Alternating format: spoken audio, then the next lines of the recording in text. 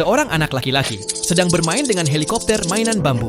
Tiba-tiba mainan itu masuk ke dalam mesin pemotong. Tanpa berpikir panjang, ia memasukkan tangannya untuk mengambilnya. Namun tangannya justru terjepit di dalam mesin. Sesaat kemudian, ia menjerit kesakitan. Sang ibu berlari mendekat sambil menangis histeris. Wajah kakaknya pucat karena panik. Dengan cepat, tangannya dibalut dan tanpa membuang waktu, mereka membawanya ke rumah sakit menggunakan mobil. Mobil melaju kencang, namun rasa sakit semakin parah akibat guncangan jalan. Kakaknya terus menyalahkan diri sendiri karena merasa bersalah telah memberinya mainan itu. Ia memilih jalur terpendek, tetapi terjebak macet. Dalam kepanikan, klakson dibunyikan terus-menerus. Seorang pria marah menghampiri, tetapi langsung terdiam saat melihat tangan anak itu. Ia segera meminta orang-orang memberi jalan karena ini soal nyawa. Kerumunan pun membuka jalan.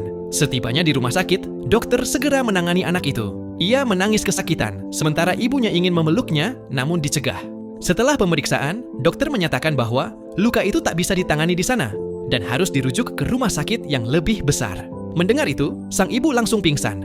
Kakaknya memukul dinding dengan putus asa, lalu berkata, ia tak menyalahkan adiknya karena anak itu sangat menyukai mainan tersebut. Mereka membawa anak itu ke bandara untuk terbang ke rumah sakit rujukan, tetapi gerbang penerbangan sudah ditutup.